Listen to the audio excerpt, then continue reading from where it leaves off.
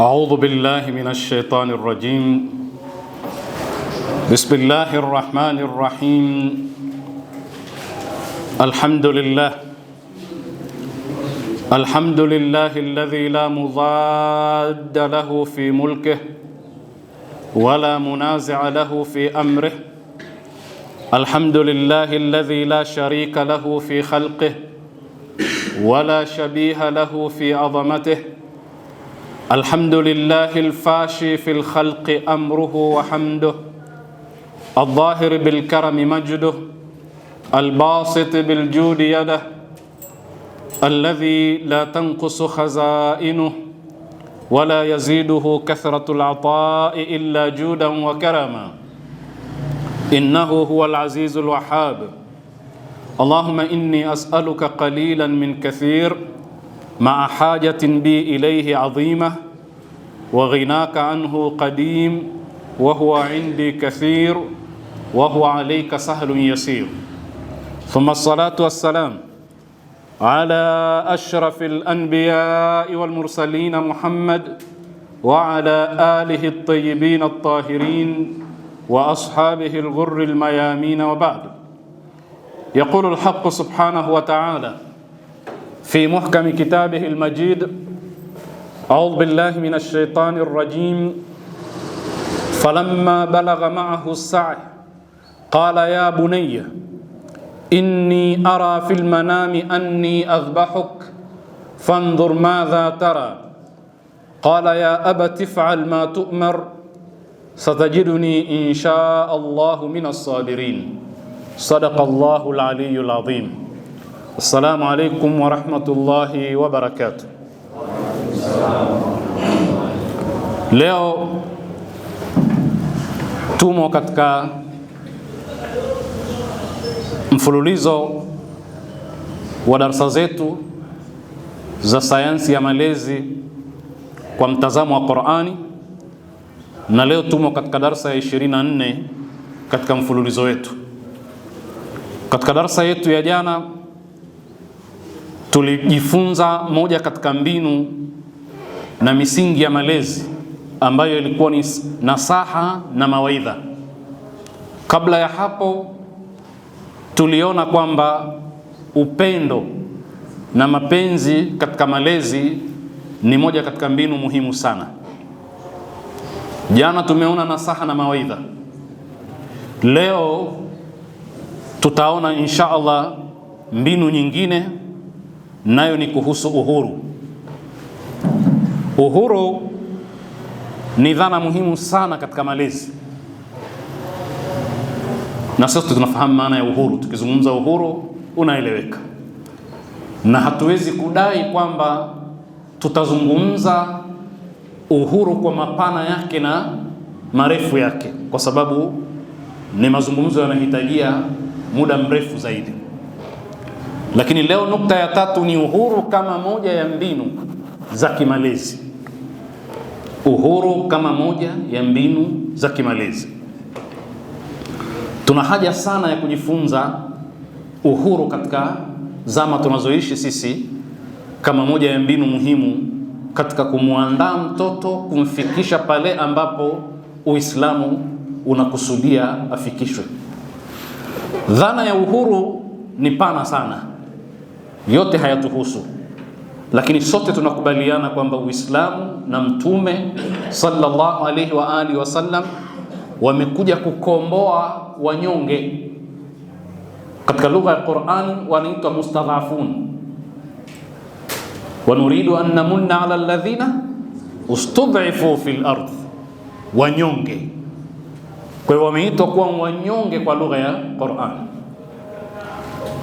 Mwenyezi Mungu Subhanahu wa Ta'ala ametufundisha vile vile kwamba Musa alikuja kukomboa wanyonge ambao walikuwa wakitawaliwa na dikteta Firaun. Kwa sababu lugha sasa hivi Firaun utamuita alikuwa ni dikteta, kwa hiyo ni dikteta Firauni, kwa sababu pengine neno dikteta halikutumika sana kwa wakati ule. Kwa hivyo sote tunakubaliana kwamba masala ya uhuru ni ya msingi sana katika dini yetu, na mitume wote walikuja kwa ajili ya kupigania uhuru, kumkomboa mwanadamu kutokana na utumwa wa mwanadamu mwenzake. Ndio maana katika Qur'ani, mbali na neno la mustadhaf, ustudhifu, wanyonge, kuna istilahi ya taghut. Man yakfuru bitaghut wa yu'min billah, kwamba taghuti ni kiongozi, dikteta. Na mapambano ya madikteta dhidi ya haki yametajwa ndani ya Qur'ani. Jalut amepambana na Taluti na Daudi akiwa ni mtu dhalim.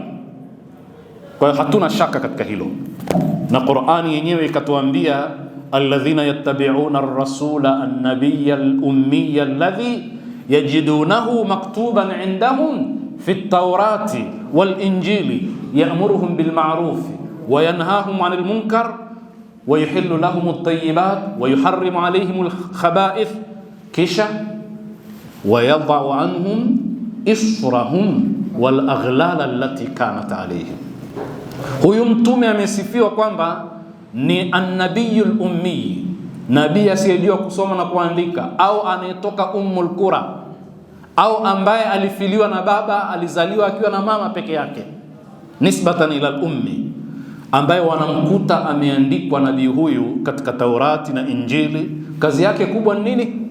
Ya'muruhum bil ma'ruf, anawaamrisha mambo mema, wa yanhahum 'anil munkar wa yuhillu lahum at-tayyibat, anawahalalishia vitu vizuri vizuri, wa yuharrimu 'alayhim al-khaba'ith, anawakataza kutumia vitu vibaya vibaya vyenye madhara. Kisha mahallu shahid, wa yadh'u anhum israhum, na anawatua mizigo yao, wal aghlal allati kanat alayhim, na kuwaondoshea minyororo waliokuwa nayo. Maana yake nini? Kwamba anawapa uhuru. Sasa dhana ya uhuru haiko katika level ya nchi tu, inashuka chini mpaka katika familia. Ni nukta muhimu sana katika malezi. Sisi kwenye Qur'ani Mungu katufundisha kwamba yeye mwenyewe ametupa uhuru. Alam naj'al lahu 'aynayn wa lisanan wa hadainahu, na tumemuongoza mwanadamu njia mbili, ana khiari ya kuchagua ya haki na kuchagua ya batil. Na Mungu hajatumia udikteta katika imani kwamba wewe chagua, man shaa falyu'min wa man shaa falyakfur. Lakini tutakutana huko mbele, Mwenyezi Mungu anasema, lakini uhuru unao wewe hata katika kuamini kwamba muumba yupo.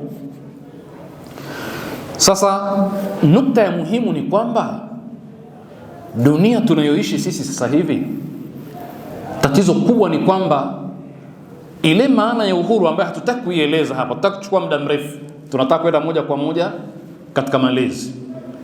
Lakini tatizo kubwa tulokuwa nalo katika ulimwengu tunaoishi ni kwamba maana ya uhuru ni nini? Kila mmoja anapigania uhuru, lakini maana yake ni nini? Tunaishi katika ulimwengu ambao yule mwizi ndiye anayetoa maana ya wizi, yule gaidi ndiye anayetoa maana ya ugaidi, yule dikteta na beberu ndiye anayetoa maana ya uhuru. Yani tunaishi katika ulimwengu ambao misamiati na istilahi zimeporwa maana zake, na waporaji ni wale watuhumiwa wakubwa. Yani mtuhumiwa namba moja wa ugaidi ndiye anayehusika kutoa maana ya ugaidi. Kwa hiyo tukihitajia maana ya ugaidi, tunaambiwa maana ni hii, na anaielezea ndio ugaidi namba moja. Haya, unatarajia nini wewe? Kwa hivyo hakuna asiyepigania uhuru duniani, hata dhalim na dikteta anapigania uhuru. Katika ulimwengu huu wa sampuli hii, kitu kinachoitwa almarji'iyya ni muhimu, reference, kwamba wewe ukisema maana ya kitu unategemezea nini? Nani ndio anaweza kutoa maana ya vitu hivi? Katika nukta kama hiyo ni muhimu sana tuelewane. Kwa hivyo sisi tunasukumwa na Qur'ani na Sunna za maasumin katika kuelewa nini maana ya uhuru, katika kuelewa nini maana ya haki, Imam Ali ameeleza sana, katika kuelewa nini maana ya uadilifu, justice, nini maana ya ugaidi. Vyote hivi tuna marjiia yetu, tuna reference yetu, na reference yetu ni Qur'ani. Ndio maana wataalamu wengi wa Kiislamu wakasema kila utakapokuwa mtumwa wa Mungu ndipo unapokuwa huru na viumbe vingine visivyokuwa Mwenyezi Mungu. Kwa hiyo maana ya uhuru ni kuwa mtumwa wa Mungu ili vingine visikutawale. Huwezi kukomboka na taghuti na vingine vyote kama hujawa mtumwa wa Mungu. Kwa hivyo uhuru unapatikana katika utumwa. Utumwa gani? Utumwa kwa Mwenyezi Mungu Subhanahu wa Ta'ala. Iyyaka na'budu wa iyyaka nasta'in. Kwako peke yako tunakuabudu na ni wewe peke yako tunakuomba msaada. Sasa turudi nyuma kidogo katika mambo ambayo tuliwahi kudokeza. Tumemsoma Jean-Jacques Rousseau. Tulimwelezea kwa kirefu hapa. Anaamini kuhusu uhuru wa mtoto katika malezi. Mtoto kile kipindi cha kwanza chote asiingiziwe chochote kile cha kijamii, aachiwe huru. Haya tuliyaeleza hapa. Aachiwe huru kwa maana nature itamfunza, mazingira yatamfunza, na yeye anaamini huo nao ni uhuru, mtoto awe huru. Lakini tulisema yeye ni zao na matokeo ya zama alizoishi, kwa sababu aliishi katika zama za mwangaza kule Ulaya, wanapigania uhuru dhidi ya madikteta waliotawala kwa jina la dini. Kwa hivyo yeye ni Mfaransa aliyehusika katika mapambano ya Tanwir, ya kuleta mwangaza Ulaya ambayo ilikuwa katika kiza. Sasa aliamini jamii ni chafu, ni corrupt society, ina ufisadi, haifai kumpa mtoto maadili, mtoto aachiwe, mazingira ni mwalimu tosha. Sisi hatuwezi kuamini Kiislamu uhuru wa kupindukia wa mtoto aachiwe, asiambiwe fanya au usifanye, kwa sababu tunaamini kwamba generation zinahamisha ada na mila nzuri kwenda katika generation nyingine, vizazi vinarithishana maadili. Hatuwezi kuamini kwamba yote yaliokuwa katika jamii machafu, kwa hivyo mtoto aachiwe mwalimu wake awe ni mazingira, ni nature. Nature hajawahi kuwa ni kiumbe mwenye akili timamu, ni kiumbe cha Mwenyezi Mungu kinachopelekwa na mwanadamu. Kwa hivyo uhuru kwake kwa mtoto ni huo.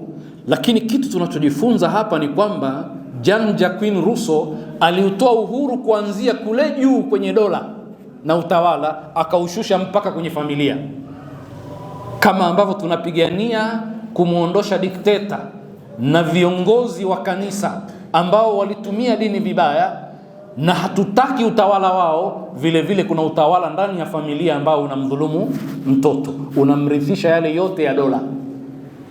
Ndio nikasema kwamba concept hii tusiiwache juu tu kule kwenye dola, lakini tuishushe mpaka ndani ya familia zetu, kwamba ni sehemu katika mbinu za malezi. Hilo tumelidokeza. Upragmati ambao ni falsafa ya Marekani, tulimzungumza mtu anaitwa James William na mtu anaitwa John Dewey. Hawa wanaamini kuhusu uhuru pia, uhuru wa mtoto, lakini tofauti yao na fikra za yule naturalist ambaye ni nani? Jean-Jacques Rousseau. Wao wanaamini kwamba hakuna maadili ambayo hayabadiliki. Yani wanaamini kwamba values ni kitu relative, alqiyamu ni kitu ambacho kinabadilika. Alqiyamu tataghayyar, yani ukweli unaweza ukabadilika, uongo unaweza ukabadilika. Hivi vitu havibaki vile vile, vinaweza kubadilika kutokana na zama na haja. Yani hakuna ukweli mtupu wala uongo mtupu. Ukweli si mzuri wakati wote na ubaya si mbaya wakati wote. Maana unaweza ukawa ni mzuri kwa kadri ya haja. Sasa mtu akishaamini namna hiyo, huyu anaendeshwa na maslahi. Maslahi yakiwa na uongo utakuwa ni mzuri. Madhara yakiwa na ukweli utakuwa ni mbaya. Sasa na uhuru wao pia uko katika hilo. Hakuna maadili ya zamani ambayo tunatakiwa tuyarithishe watoto wetu. Hawaamini hilo. Kila watu waishi na maadili yao mapya kwa kadri ya haja. Hilo lazima litaathiri malezi vile vile. Ama watatu ambaye namgusia tu ni Sigmund Freud, Yahudi huyu tumeona kwamba yeye anaamini kuhusu nini? Kuhusu uhuru wa mtoto, hasa anapoanza kupevuka, anaanza kuwa baligh, asiwe huru, awe huru na kuachia hisia zake za kijinsia. Tumelizungumza kwamba yeye sana saikolojia yake imebezi katika mambo ya kijinsia, na kwamba maradhi mengi na matatizo mengi ya mwanadamu yanatokana na kuzuia haja za kijinsia. Kwa hiyo ni kinyume na uhuru. Ukiwa wewe una zile hasira za kijinsia, usiende kuzitoa, tafuta namna yote uzitoe, ndio salama yako. Huyu mtu tumesema amefasiri hata uhusiano baina ya mama na mtoto ni wa kijinsia, hata katika kunyonya kwake kunatawaliwa na hisia za kijinsia. Mambo ya ajabu kabisa. Kwa hivyo uhuru kwake ni mtu asizuie zile ghariza, ile mivuto ya kijinsia iliyokuwa ndani kwake. Ndio akasema mtoto mdogo anapitia marhala ya kwanza, akaisema ni ile ya oro, kwamba kila kitu anakipeleka kinywani, lakini kinachomvutia ni sababu za kijinsia. Kisha marhala ya pili ni ametaja kiungo cha mwanamke, kwamba anaanza kujigundua tofauti za kimaumbile. Marhala ya tatu ni alqadhibu, kiungo cha kiume kile, kuna mvuto fulani unamvutia kwamba atekeleze. Akifikia umri wa teenager na sasa anahitajia jinsia tofauti, asizuie matamanio yake. Huo sio uhuru.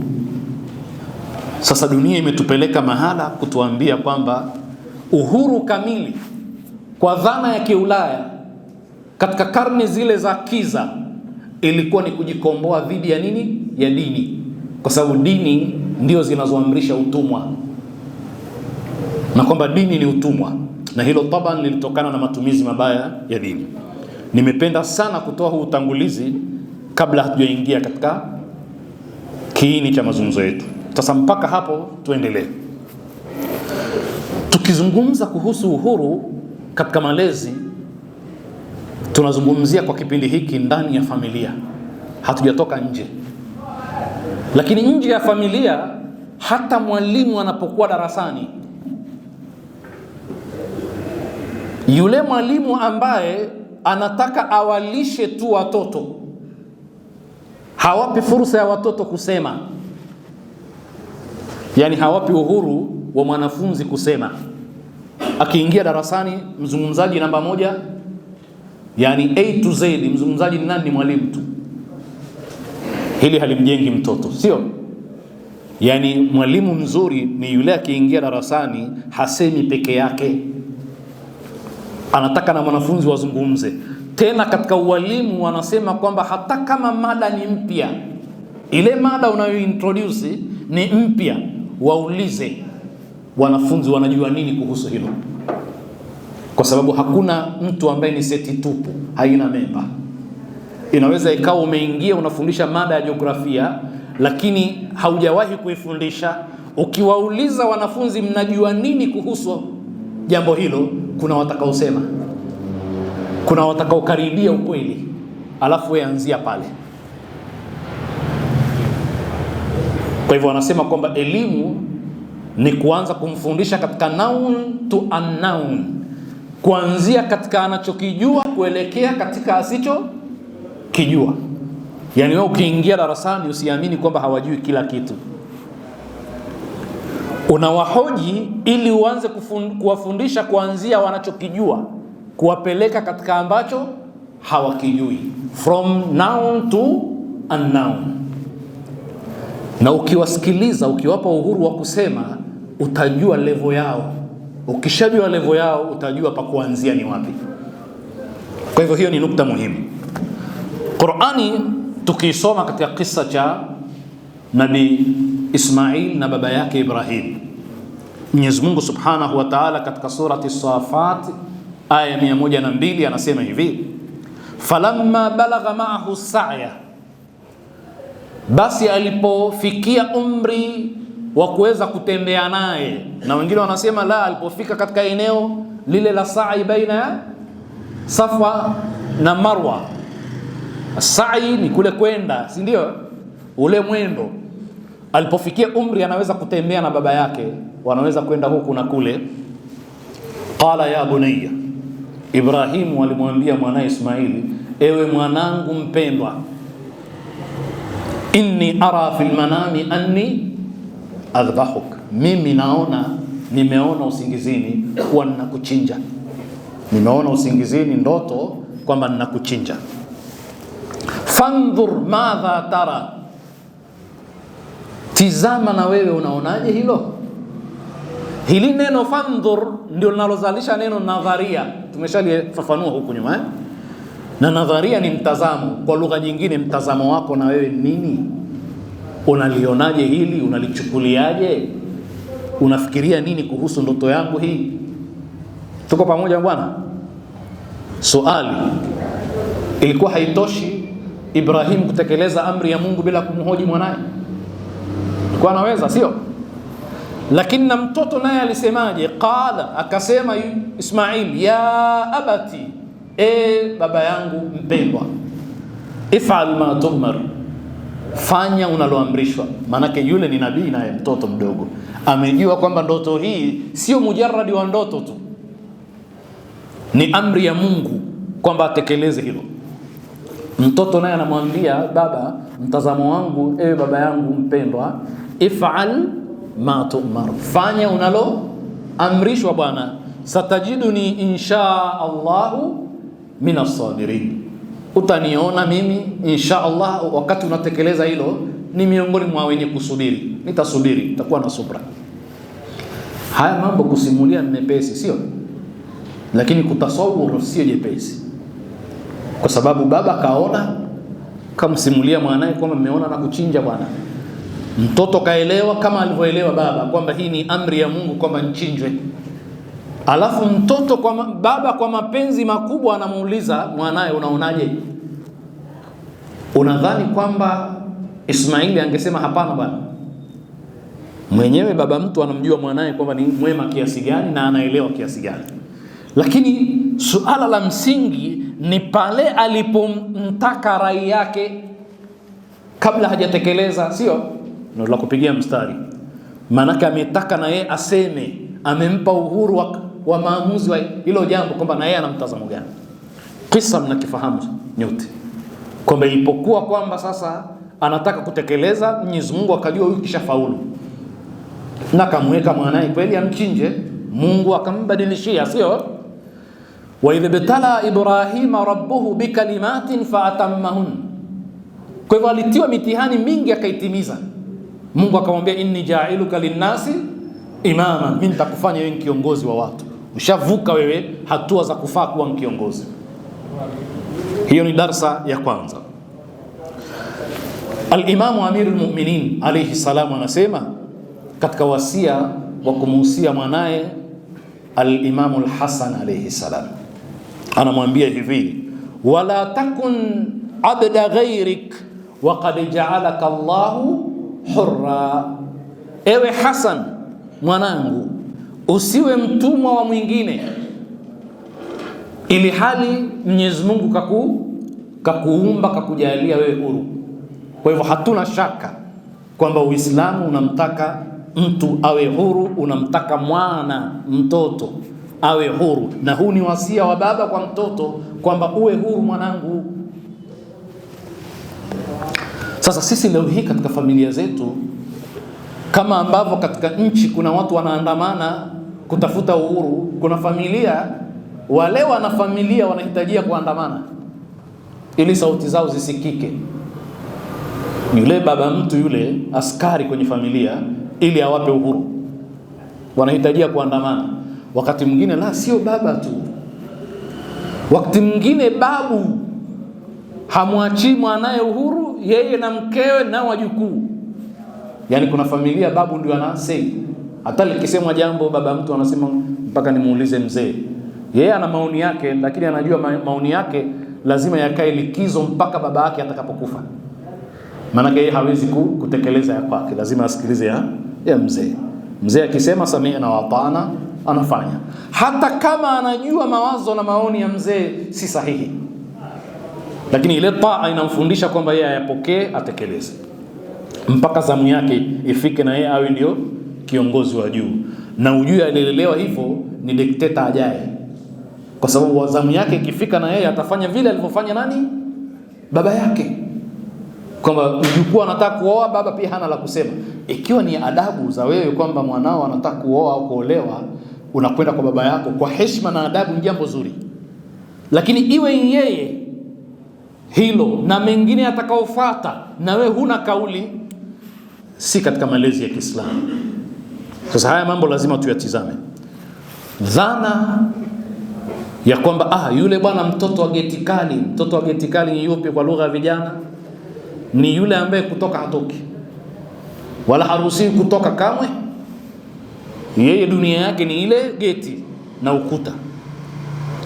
Na nataka munielewe kwamba hata hii lugha ya geti kali inahusu jamii, tabaka fulani la watu katika jamii. Hawezi kuwa mtoto wa Ngarenaro kule mtaani akaitwa wa geti kali. Haiji, sio? Mtoto wa Ngalimiteri kule ndani anaitwa wa geti kali. Kwa sababu mara nyingi sana hii concept ni concept ya watu wenye uwezo wao, wana maisha yao mazuri, kajumba kamejitenga, ndio wanaitwa geti kali. Kwa maana ya kwamba yale maisha ambayo yameigwa kutoka nje na aina fulani ya watu katika tabaka wenye kupenda kubagua makundi mengine ya kijamii kwamba wao ni watu special, ndio watoto wao huitwa kama watoto wa hizo geti kali. Mara nyingi sisi tumekulia na aina fulani ya vijana sampuli hiyo. Tulipokuwa watu wazima, katika watu walioshindwa maisha ilikuwa ni hao. Weka tizame mifano. Katika watu waliokuwa wepesi kuingia katika madawa kulevya walikuwa wale. Kwa sababu hawakupewa uhuru tangu mwanzo, wamepata uhuru ukubwani, wakataka kulipiza uhuru wa zamani ule waliokosa, wakayaingia yanayofaa na yasiyofaa. Kwa sababu hawakupata ile tajriba, experience na exposure. Unapokaa mkaingiliana na wengine, kuna vitu unajifunza. Sasa mtoto anayezuiwa akiingia hatoki, siku atakapotoka mbala. Muone yule bwana alotoka jela, amekaa miaka kadhaa. Kule alikuwa na mambo kichwani ameyapanga kwamba nikitoka mimi kitu fulani na kitamani sana. Amelimbikiza library ya vitu anavyotaka kuvifanya. Kinachomnyima nini? Ni ule uhuru tu. Siku akitoka pupa yake si ndogo. Pupa yake inakuwa si ndogo. Sasa nchi kama za kwetu ambazo kuna kauhuru fulani, mtu anaamua kuacha kwa sababu hataki, sio kwa sababu amezuiwa. Yani kijana anatoka, anaweza kuvuta bangi, anaweza kunywa piwa, anaweza kuvuta sigara, lakini ameweza kupambana, hakuvifanya, na anaweza kuvifanya wazazi wasijue. Ni tofauti na yule aliyezuiwa kisawa sawa. Uhuru huu ukiupeleka baadhi ya nchi za Kiarabu, utasikia vituko hujawahi kusikia duniani. Utasikia balaa ambazo hazijawahi kufanywa tangu historia iandikwe. Kwa sababu wale watu waliofungwa sana, wanapoachiwa wanawazidi hata wale waliokuwa kitamani kuwa kama wao. Sasa hili ni tatizo. Mtoto asinyimwe uhuru moja kwa moja, kwa sababu mazingira ni mwalimu. Pia mazingira atamfanya ajue namna ya kuepuka balaa. Anakutana na mambo haya na yale, kwa uhuru wake akiweza kuyaepuka, ni jambo la msingi sana. Ndio tunasema mara nyingi, mwanao mfunze kuogelea alafu mtupe baharini, usiwe na wasiwasi. Ama kumzuia tu nyumbani kwamba kwa kuwa hajui kuogelea asitoke, siku yakija mafuriko anakwenda wapi yule? Sasa ni vizuri sana uhakikishe kwamba anaweza kuishi katika mazingira chafu, pia chafuzi anaweza kuepuka. Kuna mahala mazingira atampiga mweleka, atakosea, na mahala atanyanyuka, lakini huyu ataweza kupambana na jamii ya kitu. Yani akitumwa katika mahala ambapo kuna maadili machafu, anaweza kusurvive kimaadili. Nadhani tunaelewana kiasi fulani. Kwa hiyo ni muhimu sana kuzingatia hilo. Mtoto lazima apewe uhuru, na uhuru una uhusiano sana na kitu kinachoitwa katika lugha ya Kiarabu al-istiqlaliya. Uhuru ni pale anapopewa fursa ya kufanya mambo yake pia mwenyewe. Sisi tuna watoto walioanza kukulia, anataka kula peke yake, amefikia wakati anaweza kula peke yake. Naam, akila peke yake atamwaga chakula, atachafua nguo. Lakini kila somo lina bei yake, kila darasa bei yake. Wewe hata ukiingia mtaani ukatapeliwa simu yako, kuna wale jamaa wana lugha za ajabu, unampa mwenyewe simu, sio? Lakini ukishampa simu akaichukua, ukagundua baada ya dakika 5 kwamba hapana, nimeibiwa bwana. Manake ukimuona kijana, utamkuta kijana amekaa mahala anasema wale askari walikuwa hapa wako wapi? Anambia askari gani? Si wale walioniambia zile pesa zangu wanazikagua kwa sababu kuna pesa zimeibiwa. Anambia bwana, wewe tayari bwana, wewe tafuta nauli tu sasa. Hao jamaa washamaliza somo lao. Na kwa kuwa kila somo lina bei yake, umetoa bei gani wewe? Umelipa bei gani? So, nimelipa kiasi fulani. Anakuja mtu anakukopa, anachukua mkopo kwako, anatoweka.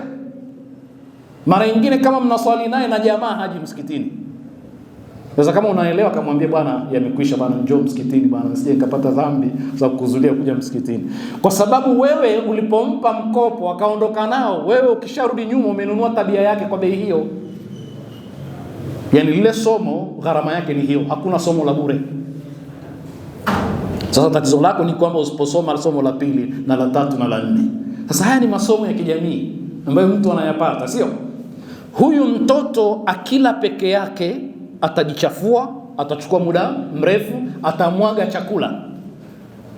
Lakini mfunze kula peke yake. Lisilishwe jamaa mpaka limekuwa jitu zima bado linalishwa tu. Unamuita dada wa kazi ampe chakula jamaa mtu mzima, na jamaa yule anacheza huko anakula, anabembelezwa. Mwekee chakula pale ale mwenyewe. Kuna kuvaa nguo, atatumia muda mrefu, atageuza mwanzoni. Ile surale ataigeuza, atavaa. Akija pale mtamwambia sio hivyo. Viatu atageuza, cha kulia atapeleka kushoto na cha kushoto kulia. Lakini wewe utamvalisha mpaka lini? Anza taratibu kumpa uhuru huu, ajifunze kuvaa mwenyewe, ajifunze kuoga. Mafikia mtu sasa ameshaanza kuwa mtu mzima, bado tu anaogeshwa. Naam, hataoga sawa sawa kama ambavyo mzazi akimuogesha. Lakini ajue kuoga tangu mapema, kisha baadaye umwambie hii shingo yako hujaisugua vizuri bwana, rudi ukaoge sawa sawa. Aende arudi, atarudi akuonyeshe tayari. Utamwambia hapo haijambo. Taratibu. Unapomwambia afagie, akaja hajafagia sawa sawa, ukamsifu, kesho atatoka mwenyewe kufagia. Hatosubiri kuambiwa kafagia. Kwa sababu kesho kuna nyumba yake atakuwa anaishi yeye. Ile nyumba yake kama hakulelewa hivyo, ndio ile mtu unakuta kuna mwanaume mke wake akisafiri, ile nyumba inakuwa mkichaka na ndani pananuka uvundo. Kisa mke kasafiri wiki 2. Lile shuka mpaka libadilike rangi, yani unaona pale anapolala hasa ni hapa. Huku kweupe katikati peusi. Hawezi kutandika shuka na anaweza kuweka baadhi ya vyombo vya chakula kwenye kitanda. Kuondoa kwake mtabu kwa sababu hakuleleka kuyafanya haya, anangojea afanyiwe tu. Sasa huyu ni mwanaume. Akiwa ni mtoto wa kike, mume anaweza kumchoka, manake asogezi kitu. Binti wa kazi akiugua tu kidogo, nyumba haifai na nuka uvundo, na jamii zetu zishakuwa hivyo sasa. Ukifika nyumbani naambia baba, na mimi leo sijapika bwana, mimi nimechoka. Ile lugha ya wenzetu kila saa, mimi nimechoka bwana. Yaani saa zote amechoka tu. Saa zote amechoka tu bwana. Amefanya nini? Maana yake tumesema ukipumzika bila kuchoka, utachoka kwa kupumzika. Yaani kuna watu wanaochoka kwa kupumzika, wakati ambapo kupumzika kunahitajika baada ya kuchoka. Sasa kuna wakina mama leo hii katika miji yetu hawapiki majumbani, Allahumma illa awepo mpishi. Yeye saa zote, na siku hizi madhali kuna bodaboda, ana bodaboda wake, bodaboda namba 1, namba 2 mpaka namba 7. Akimkosa huyu, mimi niko mbali, namwambia anaenda kwa bodaboda namba 2, namba 3. Leo nataka pizza na soda. Pizza gani? Kubwa, medium au nini? Anamwambia nataka kiasi fulani, niletee pale pale. Bodaboda anakwenda amletee juisi na pizza, ndio paliwe nyumbani. Haya ni maisha tumeshayaanza sisi. Wenzetu kule walianza siku nyingi sana. Nenda katika miji ya pwani, hapa piku jamaa. Mwanamke anaamka saa 4 saa 5, cha kwanza ni kutizama kwenye simu, aagize ampigie mtu wake, leo mmepika nini? Leo sio siku ya biriani, tuna hichi na hichi. Mimi nataka kitu fulani aletewe. Maisha namna hiyo sio maisha. Sasa walipokwenda wengine Ulaya wakagundua kuweka mfanyakazi ni mtihani, maana analipwa hela nyingi na ana haki nyingi. Wameishi maisha ya taabu sana. Muona huku alikuwa aoshi vyombo hata vya kwake, anakwenda Ulaya anaosha kwa wengine ili alipwe. Sasa ni vizuri mambo haya tuyaandae mapema katika malezi. Mtoto istiklalia vile vile katika kufanya mambo, asukumwe mbele. Ni binti mdogo, acha asukumwe mbele aoshe vyombo, ataosha ovyo ovyo kidogo, lakini amemaliza kuosha anaenda kacheze tena kwa namna ya kirafiki. Tusilee watoto wale ambao watakaa eti tunampenda sana kama tulivyosema, hana la kufanya lolote, alafu wewe unaamini mtoto ambaye akiambiwa kitu yeye anatekeleza tu, unaamini kwamba ni mtoto mzuri sana huyu. Mwanangu bwana mimi wala habishani na mimi, nikimwambia kitu anatekeleza. Huyo mwanao ni bomu huyo, ambaye hawezi kuambia lakini baba akasema la kwake. Huyo mwanao ni mtihani. Usidhani akisema vile ni mbaya jamaa, Ndio mkienda mnadai haki zenu kwenye kiwanda pale, jamaa anasema nyie daini wenyewe wana mimi usiki bwana, tena msinitaje. Ndio wale ambao hawezi kunyoosha hata mkono wakapigania haki zao. Mtoto aliyezoea kusema sami'na wa ata'na, hana kupinga, ndio yule akichokozwa nje ni binti na mwanaume, yule mtoto pia anapokea tu, hana tabia ya kusema no. Ndio wale kina yes yes yes, wanawake hao ambao kwao hawana no, ni yes tu, ni mtihani sana. Yeye hajalelewa mahala ambapo anaweza kusema no na akasikilizwa. Wewe utafurahi sana, anasikiliza sana mtoto wangu yule. Kila unapomueleza, hasa akianza kupevuka, akianza kuwa baligh, kuna mambo ambayo yeye anaamini unachokisema wewe si sawa, lakini kwa kuwa ulimlea katika mazingira ya kwamba hawezi kusema no, hasemi. Lakini anasema mzee hapa bwana, anasema bwana mzee bwana, mzee wangu ana mambo ya kikoloni sana, atawaambia wenzake, lakini yeye atakusikiliza tu. Sasa mtu wa namna ile, wewe usidhani kwamba anapokusikiliza wewe umemtengeneza mtoto mzuri, kesho atamsikiliza mwingine mbaya. Na tuna watu sampuli hiyo, akipata mwanamke wa kisawasawa, mwanamke wa kimji, niswatul Madina, wale walikuwa na Zuleikha nyumbani wale, akipata wa kisawasawa anapelekwa mbio bwana. Utamwona ni mume lakini si mume. Kila analoambiwa yeye kwa mkewe samina wa atana, akiwa hana pesa atakopa mradi mke wake aridhike tu. Jamani, hamjaona watu hao? Ni rajulun muannathun. Shakona rajulun muannath, ndio huyo. Akipata imra'atun mudhakkaratun, mtihani. Akipata mwanamke dume ni mtihani. Atapelekwa mbio mpaka familia zote zitamuonea huruma, lakini yeye hata mkimkomboa pale, siku ya pili atarudi tu. Hata mkimkomboa atarudi tu. Kwa hivyo ni muhimu sana kuzingatia haya. Sikilizeni hadithi ya Imam Ali. Na imepokelewa sana hii hadithi katika vitabu vya Uislamu. Wengine wanaitia shaka kwa hii bwana, pengine ni maneno tu yaliyowahi kusemwa, wengine wamesema ni Aristotle, wengine ni Plato. Lakini maneno ya muhimu sana, yasikilizeni. Yana alfadh mukhtalifa. Katika alfadh hizo, la tukrihu auladakum ala atharikum, msiwalazimishe watoto wenu wafate zile nyendo zenu za zamani. Atharikum, tumeelewana? Sikilizeni vizuri. Fa innahum makhluquna li zamanin ghairi zamanikum, wao wameumbwa na zama tofauti na zama zenu. Yani watoto wenu hawa zama zao ni tofauti na zama zenu, na kila zama ina nini? Ina kitabu chake, ina kanuni zake. Hadithi nyingine, la tuksiru auladakum ala adabikum, msiwalazimishe watoto wenu zile ada zenu mlizokuwa mkilelewa nyie zamani. Fa innahum makhluquna, hakika watoto wenu wameumbwa li zamanin ghairi zamanikum, kwa ajili ya zama tofauti na zama zenu. Mmeelewaje hadithi? Baadhi ya ulama wanasema haina maana ya kubadilika kwa tabia. Maadili, values ni vitu havibadiliki. Ukweli utabaki kuwa ni ukweli, ukarimu utabaki kuwa ni kitu kizuri, ushujaa ni kitu kizuri, lakini kuna ada nyingine zinabadilika. Kuna kuna mazoea mengine yanabadilika. Usilazimishe watoto wako waishi yale ambayo uliyaishi wewe katika mazoea ya kimalezi. Katika sisi, na sasa hivi tuko kwenye siku za mwisho mwisho mwezi wa Ramadhani, wazazi sasa hivi wako mbio kununua nini? Nguo za sikukuu. Zinaitwa nguo zaidi, nguo za sikukuu za watoto. Haya, wewe vionjo vyako ni vionjo vya watoto? Unavijua vionjo vyao? Ukianza kulazimisha kiatu hichi ndio kizuri bwana, ni kizuri kwako wewe. Wangapi katika sisi wazazi tunampeleka mtoto alafu tunamwambia viatu gani unapenda? Akwambia hivi. Haya, shati gani unapenda? Hii. Wangapi katika sisi?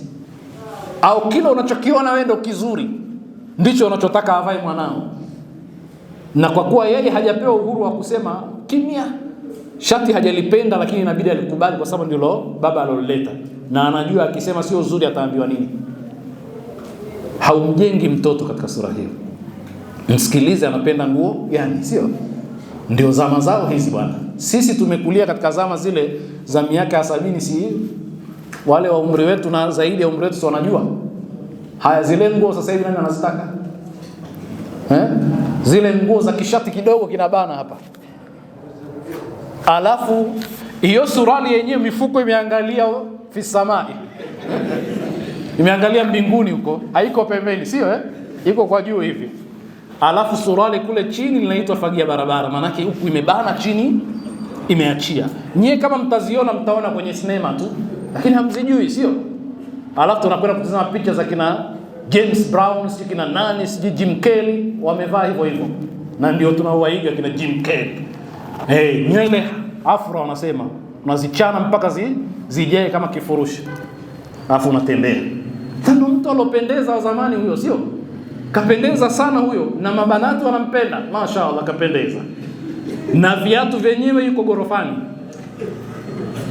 Anatembea barabarani anaringa. Hata mwendo ulikuwa una namna yake pia.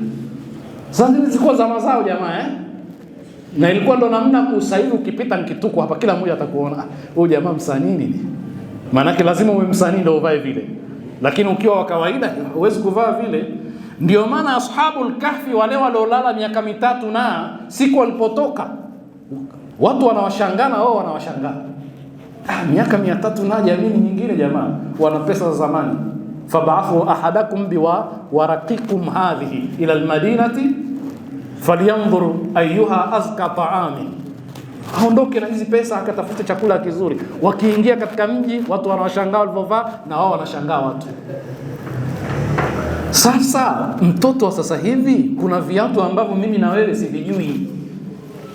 Nikiviona wala sivitamani, lakini kwao akivivaa kila mmoja anamwangalia rika lao, na yeye anatamani kila mmoja amuone kwamba jamaa katoka yule.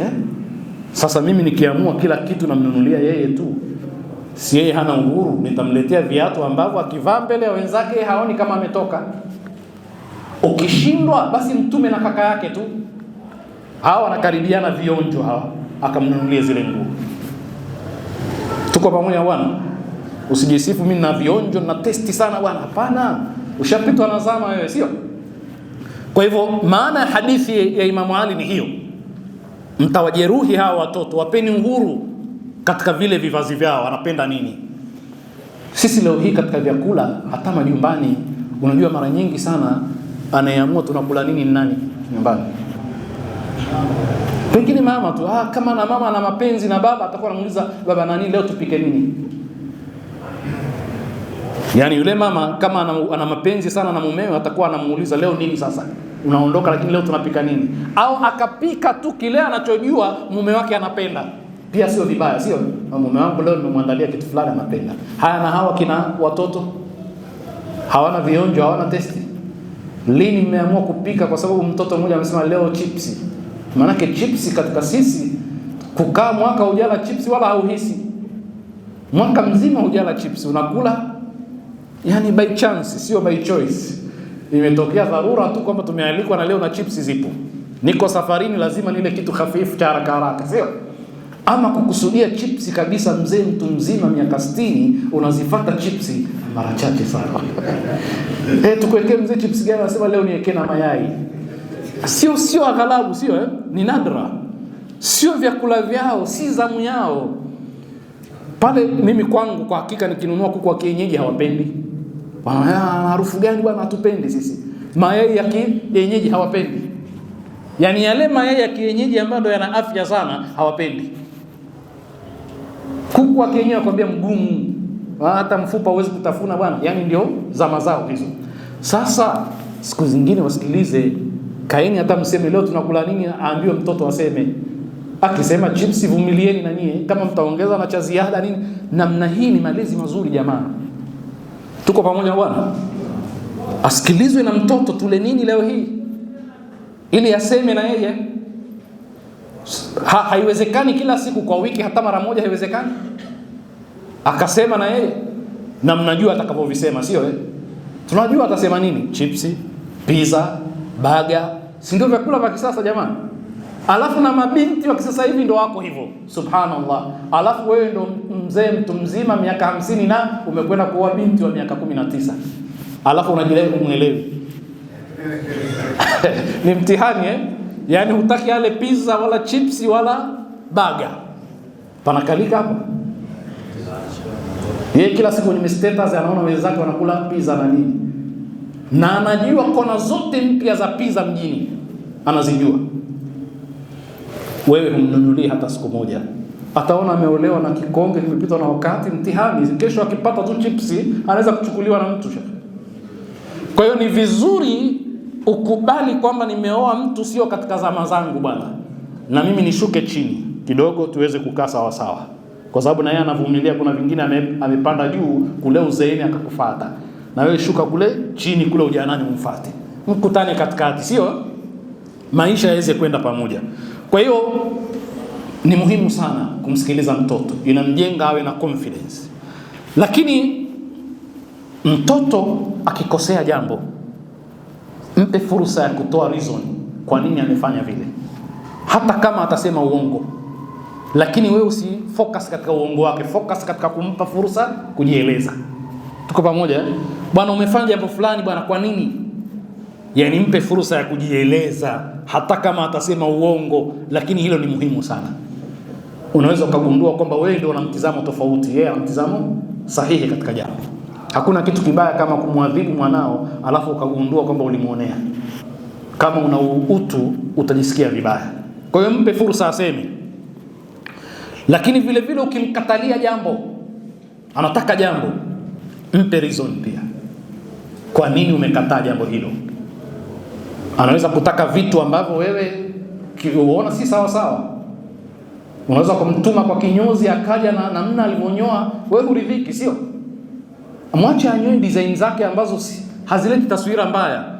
Lakini anaweza kuja kijana pale kaenda kanyoa kulia na kushoto, katikati kaacha kasuka.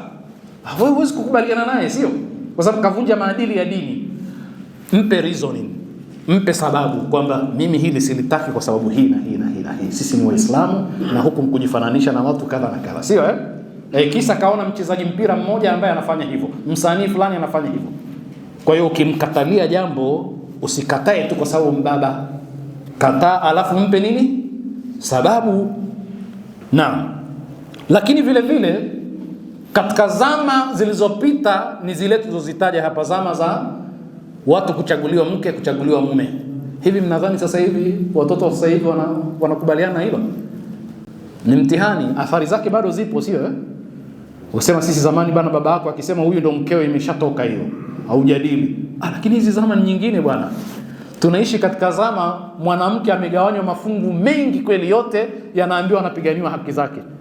Mtoto wa kike, binti, kuna siku ya hedhi, sijui kuna siku ya mama, sijui kuna siku ya nani. Yaani amegawanywa mafungu kiasi kwamba hakuna mahala ambapo hajashawishiwa apiganie haki zake. Alafu wewe unaingia katikati pale unataka kufuta yote. Mtapambana sana. Kwa hiyo ni vizuri umwachie fursa fulani, hata kama umeamua amuoe fulani, msikilize anasemaje na yeye. Alafu mbengea hoja kwamba huyu bwana ni kazi yako, lakini huyu ana hiki na hiki na hiki na hiki. Mkinaishe kwa lugha nyingine. Usipomkinaisha ni tatizo. Unajua unapotumia amri kama tutakavyoona tukimaliza, atatekeleza bila kukinai, na hilo si jambo zuri. Kwa hiyo katika hilo ni muhimu. Katika sisi wazazi tuna wengine ambao hataki mwanae aseme hapa alipofikia form 6 anataka kwenda chuo kikuu akasomee nini, anataka yeye ndo aseme mimi nataka usomee udaktari wewe. Hebu msikilize na yeye anafikiria nini. Haya, umeamua asomee udaktari, si umshawishi akinai? Huna ile power ya kumconvince akubali kile unachokiamini wewe. Kuna tofauti ya kumwambia nataka uwe hivi na kumuuliza unaonaje ungisomea jambo fulani. Akasema mimi lakini bwana sipendi, alafu ukamtolea semina. Udaktari ni muhimu kwa sababu hiki na hiki, wewe ni mtoto wa kike na watoto wa kike sasa hivi kuzalisha ni muhimu, wanaume wanazalisha, sisi ni Waislamu tunatakiwa tufanye hilo, kwa hivyo ni wajibu wako usome ili kulinda hili la haramu linafanyika. Mkinaishe, akikinai akaridhika, aanze safari, itakuwa safari yenu pamoja.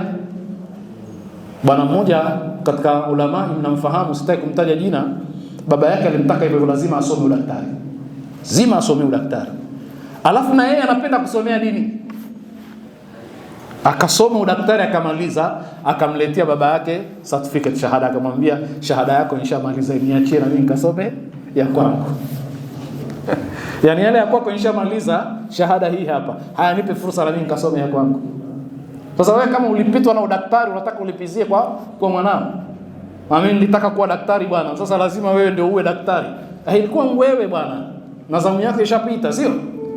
Kwa hiyo sikilizana naye, inajenga sana, na hivyo utakavyomfanya ndivyo atakavyofanya kwa wanae. Nilitaka tumalize maudhui haya leo ili kesho tuingie katika mengine, lakini kwa hivi vipengele vilivyobaki naona kwamba sitoweza kuyamaliza. Baki kama dakika karibu 7 hivi kumaliza, na muda umekwisha. Tutakomea hapa, tutaendelea kesho inshallah. Nas'alullah al-auna wa at-tawfiq lima yuhibbu wa yardah, innahu waliyyu at-tawfiq wa bihi nasta'in, walhamdulillahi rabbil alamin.